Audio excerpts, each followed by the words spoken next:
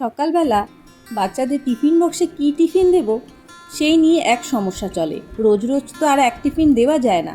তাই ভাবলাম বাড়িতে 4টে ব্রেড পড়ে রয়েছে, তো সেটা দিয়ে আর বাদবাকি সবজি দিয়ে উপমা বানিয়ে নিলে কেমন হয়। তো আজকে আমি ব্রেড দিয়ে ঘরের সবজি দিয়ে উপমা বানিয়েছি। এটা আপনারা সকালের জলখাবার হিসাবে, বিকেলের টিফিন হিসাবেও খেতে খুব সুন্দর হয়। খুব কম সময়ে ঝটপট বানিয়েও ফেলা যায়। তাই পুরো ভিডিওটা দেখার অনুরোধ রইল। চলুন শুরু করা যাক। প্রথমে লাগছে কারি পাতা। যেহেতু আমার বাগানে রয়েছে তাই আমি ভাবলাম বাগান থেকে কারি পাতাটাই তুলে নিই। একটু বেশি পরিমাণেই কারি পাতাটা লাগে। কারি পাতা দিলে এর সেন্ট খুব সুন্দর হয় আর স্বাদটাও বেশ ভালো আসে। কড়াইতে আমি প্রথমে 2 টেবিল স্পুনের মতন দিয়ে দিলাম রিফাইন্ড অয়েল। তেল গরম হতেই 1 চা চামচ সর্ষে আর কারি পাতার ফোড়ন দিলাম।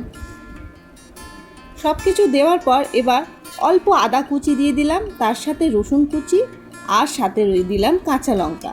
ঝালটা নিজেদের স্বাদ মতন আপনারা দেবেন।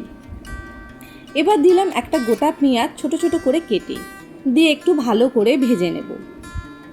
একদম লালচে করে ভাজবো না, জাস্ট একটু নাড়াচাড়া করে ভেজে নিয়ে এবার এর মধ্যে দিয়ে দেব একটা গোটা টমেটো কুচি, একদম ছোট করে কেটে নিয়েছি, আর সাথে দিয়ে দেবো ক্যাপসিকাম কুচি। সবজিগুলো আপনারা নিজেদের মতন পছন্দ অনুযায়ী দিতে পারেন। গাজরও দিতে পারেন, বিনসও দিতে পারেন। শীতকালে হলে তো অনেক সবজি দেওয়া যায়। এবার স্বাদ মতন নুন দিয়ে দিলাম, অল্প 1 চিমটে মতন হলুদ গুঁড়ো দেব আর লাল লঙ্কা গুঁড়ো দেব। সব পরিমাণ কিন্তু খুবই কম, যত সামান্য দিয়ে ভালো করে নাড়াচাড়া করে নিয়ে আমি ব্রেডটাকে এরকম স্লাইস করে কেটে রেখেছি ছোট ছোট টুকরো করে, দিয়ে ভালো করে মশলার সাথে মিশিয়ে নিয়ে ভেজে নেব। 5 মিনিটের মতন ভাজতে সময় লাগে।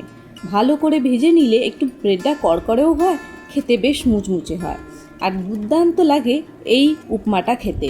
তাহলে আপনারা বাড়িতে এইভাবে জলদি ঝটপট বিভিন্ন সবজি দিয়ে বানিয়ে ফেলতে পারেন পাউরুটির উপমা।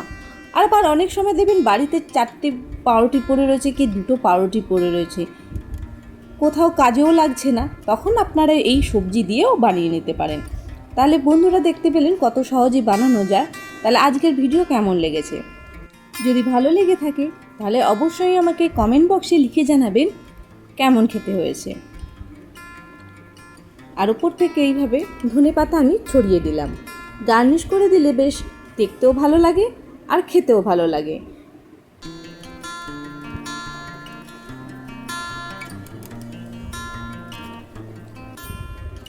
তাহলে আজকে ভিডিও ভালো লাগলে অবশ্যই লাইক করে দিন আর সাথে বন্ধুবান্ধবদের শেয়ার করে দিন। আর আমার চ্যানেলে যদি নতুন সদস্য হয়ে থাকেন, এখনও সাবস্ক্রাইব করে উঠতে পারেননি, তাহলে অবশ্যই চ্যানেলটিকে সাবস্ক্রাইব করে ফেলুন আর বেল আইকনটি অবশ্যই ক্লিক করবেন। তাহলে আমি যখনই কোনো নতুন ভিডিও আপলোড করব নোটিফিকেশান আপনাদের সকলের কাছে পৌঁছে যাবে। তাহলে আজকের ভিডিও এই পর্যন্তই।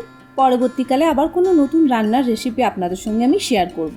ততক্ষণ চ্যানেলটিকে দেখতে থাকুন আর আপনারা সকলে ভালো থাকুন আর সুস্থ থাকুন। ধন্যবাদ।